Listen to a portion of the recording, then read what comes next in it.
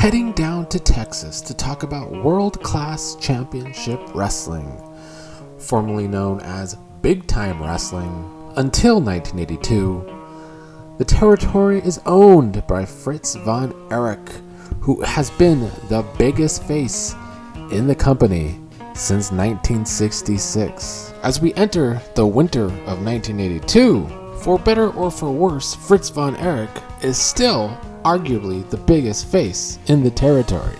But his sons, Kevin, David, and Kerry, are also starting to rise within the territory. However, at this point in time, David is off wrestling for the Florida territory. Coming into January, February, and March of 1982, the undercard in WCCW is weak and old school professional wrestling with a bunch of out-of-shape dudes wrestling around the ring. And there's not a whole lot of star power in the undercard, but in the mid-card, there is a man by the name of Big Daddy Bundy. Yes, Bundy comes into the year as something he is not remembered as, that being a face. Bundy with hair and Bundy in working class clothes makes up Big Daddy Bundy. And he's very over with the crowd. And the crowd in WCCW seems to always be hot at the Dallas Sportatorium. Then, of course, like stated earlier, there is Gary and Kevin Von Erich, wrestling both as singles and in the tag team at times. They are getting pushed heavily by their father. Both are clearly athletic and can be good in the ring. However, to say they're green on the mic is an understatement, because they can come off quite awkward, especially if Kerry is high on something, but we'll get to that later. And then there's Kevin, who's looking forward to touring the country wrestling and seeing all the girls and pounding him some ring rats. Let me say, folks, we're looking forward to coming to your town. We wrestle quite a bit. We're the Von Erich brothers, and I guess you could say that we kind of like the challenge of going into new spots, new places, and meeting new people. You know, this business is probably one of the best in the world, meeting new young ladies and pretty girls all over the place. It seems like every town has a different flock.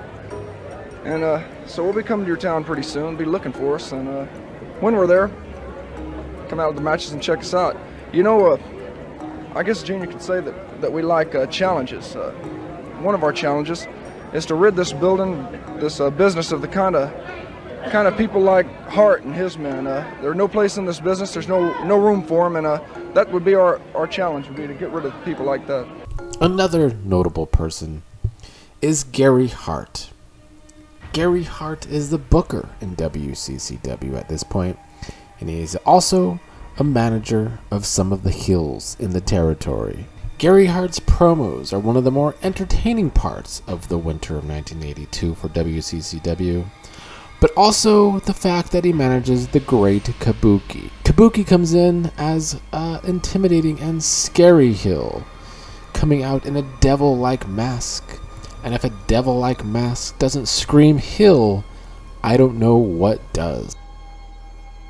The main title in WCCW is the American Heavyweight Championship. Of course, all the territories have their own main title, but the main title in the NWA is the NWA Heavyweight Championship, currently held by Ric Flair. At the end of 1981, Great Kabuki was the American Heavyweight Champion, but he was defeated by another working class face named Bugsy McGraw. My job is really not to stand up here and talk to you people. I really don't have to do that, because my actions will speak, for me inside this ring, but the few things that should relate to life, because wrestling, just like any type of job, is a part of life. And when it comes down to it, we're talking about success. You either success in the ring, success in wrestling, success, in life, you understand? To you, what is success to you? Sitting there at home on the other side of that camera while I'm doing the talking, huh? The American dream is someday having your own house, maybe, and a car. You might even have a brand new car, huh? Raise up a few children, maybe, and have enough food in your gut. I am the American Heavyweight Champion, and I beat the great Kabuki, who has sacrificed all his life to get where he got. And when he got there, baby, I chopped him down like wheat. You understand? Like the wheat fields of Indiana, I chopped him down. Success is just more than having a home, a job, and a car, and kids, you understand? Success is a way of life, and life is a struggle, and a struggle is a war, and it's a constant, everyday occurrence. Bugsy is feuding with Al Madrill. During one match, Madrill seems to have Bugsy defeated when he has him in a submission hold, but Madrill won't let go and gets himself disqualified. So that leaves Madrill wanting a no DQ match against McGraw, but Madrill falls short of winning the title. But nepotism would eventually win out, as Gary Von Erich would win the American Heavyweight Championship and defeat Bugsy McGraw.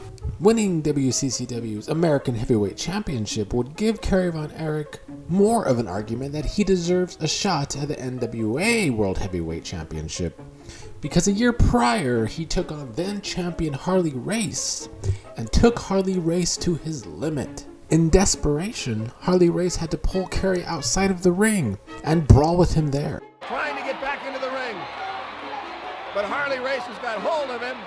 Here comes the count, and I believe the count is over, and I believe he has counted both men out of the ring. Harley Race would cause a double countout, screwing Kerry from a chance to win the title. And for a year, Kerry had been called the uncrowned NWA champion in WCCW. But Harley Race was no longer NWA champion. Ric Flair had defeated Dusty Rhodes in the fall of '81 to win his first ever NWA championship.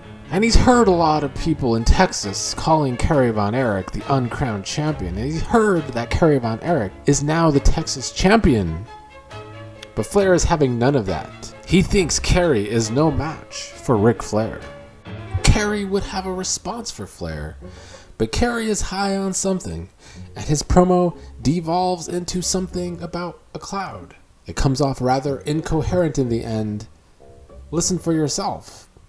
Ric Flair has traveled all over the country. He's proved what he can do. He's proved it many times all over the United States and all over the world. Ric Flair's sweat, his blood, I've seen it all. I've seen what he can do. I'm looking forward to the match. Ric Flair, I'm proud to be the Cloud. I'll let you know that. I'm proud to be the Cloud. But after I get hold of you, Ric Flair, there'll be no Cloud because I'll be the champion. Fritz has to jump in to try and save the promo. Let's just back up a second. And we heard Ric Flair's interview here. There's no question the man thinks he's great, and he is good. He has to be to defeat a former world champion. But before he ever got there, Harley Race went down to defeat by Kerry. There was a fluke, but the whole wrestling world that saw that match and heard about it is calling my son Kerry the uncrowned world heavyweight champion. Ric Flair has no choice. It's an edict of the National Wrestling Alliance. They said the only way to remove that cloud from that title is to go to Texas and meet and defeat Gary Von Erich. Flair would later get in Kerry's face, and they would come to blows. But the main storyline in the winter of '82 is a storyline that has been going on in the territory for years. Gary Hart versus the Von Erichs. Gary Hart finding many different heel wrestlers to take on the Von Erichs. And right now, one of those guys is the great Kabuki. In 1981, in a match with Fritz Von Erich, Kabuki blinded Fritz with his green mist. Fritz's eye is still messed up from that. There would be a match between Gary Von Erich and the great Kabuki, with Fritz Von Erich on commentary hyping up his son. He's super quick, he's supple, he works hard, he lives in that gym, he trains on the mat, he trains with weights. The kid deserves to be great in our business. I think he's on the way. One of the things in WCCW I don't think aged well is some of the off-the-wall submission holds you'll see from time to time, like this armpit hold from Kabuki. But the match still had a lot of great stuff and a lot of great maneuvers that made the match enjoyable. Both guys had the physicality to go in the ring when they needed to, even if there is a lot of submissions. The match didn't drag. In the end, Gary Hart gets involved, tripping Gary Von Erich.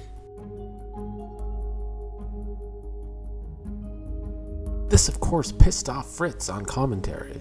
Excuse me, Gene, I got business at the ring. Fritz, don't go, Fritz. Fritz would go down to ringside and get into it with Gary Hart. This would lead to a double disqualification in the match. Gary would go on to cut a great promo about how Kerry, David, and Kevin are all heirs to the throne, with Fritz currently still king. But Gary Hart says that before his career in wrestling is done, he will destroy the House of Von Erich. Gary Hart would get some big help in trying to do just that. When Big Daddy Bundy turns heel, he becomes, for the first time, King Kong Bundy, because Gary Hart offered him enough money to do so, and what Bundy wants is money. However, the winter of '82 would conclude for WCCW with 52-year-old Fritz Von Erich defeating the Great Kabuki. Yes, still defeating one of the top heels in the company at the age of 52. Many say that 1982 starts a 3 to 4 year hot streak for WCCW, but that hot streak did not start at the beginning of the year. Gary Hart had the ability to be a great booker, but unfortunately at this time he is chained to always having to make Fritz Von Erich the face that always defeats the heel every single time. That is why WCCW's attendance wouldn't explode until later in the year.